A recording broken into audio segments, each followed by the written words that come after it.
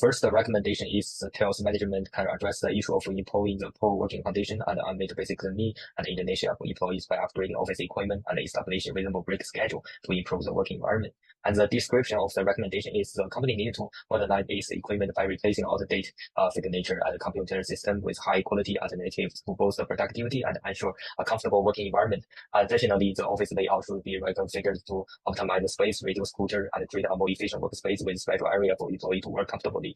Design and relaxation zones should be created to allow employee to unwind and stay engaged throughout the day. Finally, establish the feedback mechanism such as suggestion box and open chat group to create and act on employee input for continual improvement.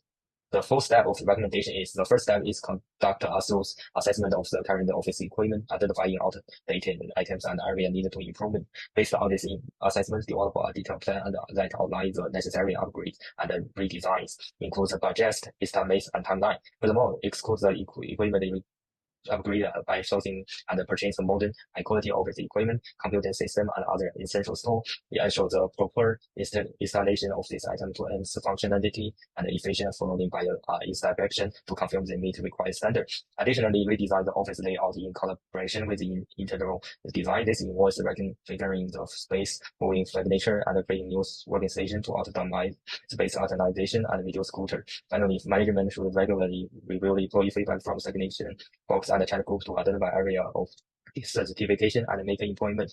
It is also essential to monitor employee physical and mental health regularly to ensure their well-being and boost overall job certification.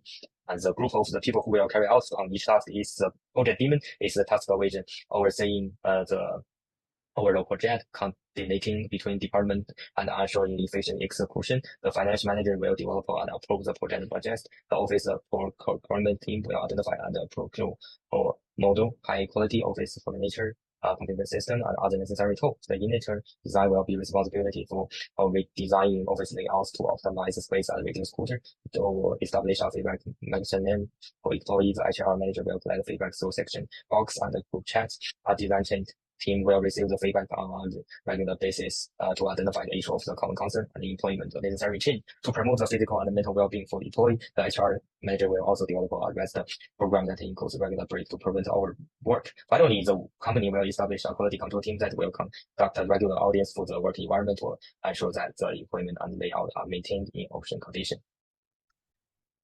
Now we'll be looking at the timeline. So now at the present, there's a problem which is the poor work environment. This leads to unsatisfied employees feeling unmotivated and unwilling to work in such an uncomfortable office. So right now, this is a problem that is currently being observed in the Southtown office. Following, it will be the feedback mechanism where managers collect feedbacks from the employees. So feedbacks allow managers to better understand the needs and concerns of employees, and now managers will now know the problem and act on them accordingly. Following right afterwards will be the renovation, which is our recommendation part, talking about the upgrading office environment. So by redesigning the office and upgrading facilities, provide more comfort to the employees, taking their concerns of overall well-being. Lastly, in order to achieve a long-term positive impact and change, the managers have to continue monitor the well-being of employees by consistently having one-to-one talks or just checking on them to see how they're doing. So by maintaining the effort, the well-being of employees will be taken care of, and employees will become more motivated and willing to work even in the long run. Next, we'll be looking at different type of costs incurred. So there's three. Firstly, will be the financial costs, the monetary values in terms of for renovation, upgrading, redesigning of office. So example will be material and labor costs. And secondly, we'll be looking at the indirect costs, such as the temporary business disruption. So employees, because of the renovation, will have to be relocated to a temporary location, and they may need time to adjust before they can actually start working. Lastly, there will be opportunity costs in terms of strategic focus because resources and time are being diverted from the other projects into focusing on the renovation of office, which cost is a opportunity cost by Southtown. Lastly, we'll be looking at the potential problems. So there's two, and the first one will be there might be a potential for a mismatch of expectations.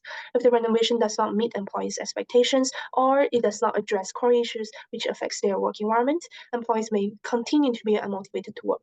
And this can be avoided by having effective communications between employees and managers via feedback before the project kickstarts. Secondly, by upgrading facilities, now we'll be integrating some new technologies in terms of upgrading desktops into newer versions, and this may require more training and time for employees that are older or those who are not so savvy in technology to adapt to using the new technologies.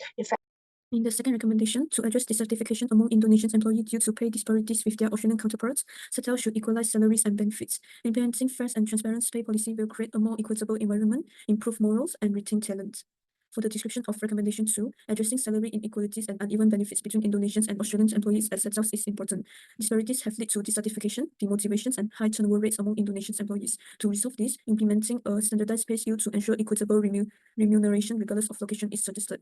This approach will boost employee morals and retention, fostering a more diverse and equitable workplace. Research shows that pay fairness and transparency positively impact organization outcomes. By adopting these changes, Setel can address immediate concerns while positioning itself as a leader in ethical employment practices, supporting long-term sustainability.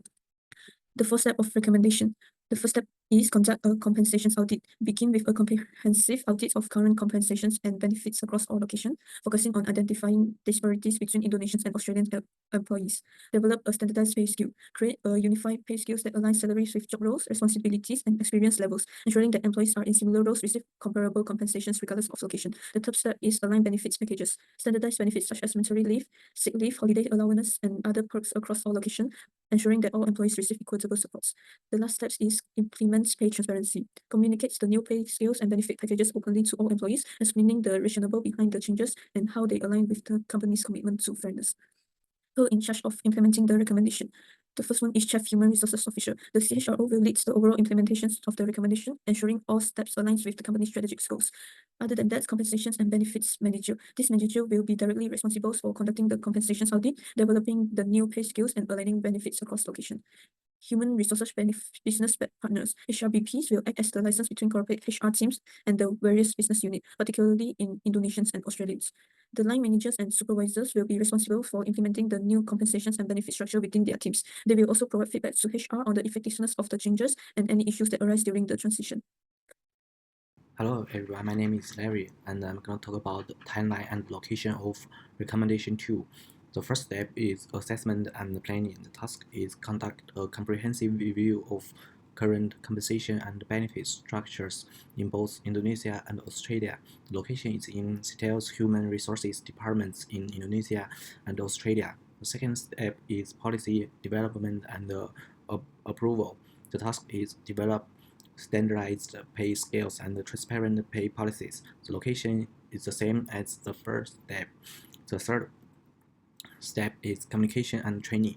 The task is communicate the new pay structure and the transparency policies to all employees. The location is in Setel offices in Indonesia and Australia.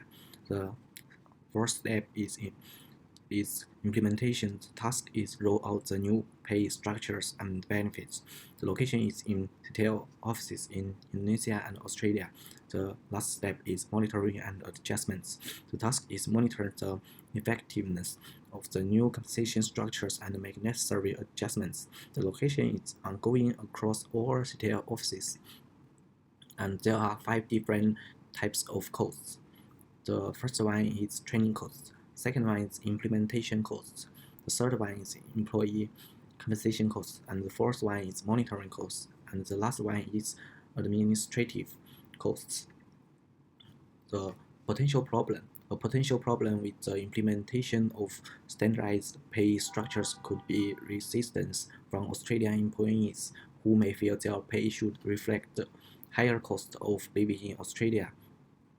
This could lead to dissatisfaction and the perception of unfairness, reversing some of the intended positive effects. To mitigate this, Setel must ensure clear communication about the rationale behind the new pay structure and consider implementing location-based allowances that address costs of living differences while maintaining the principles of pay equity. That's all. Thank you.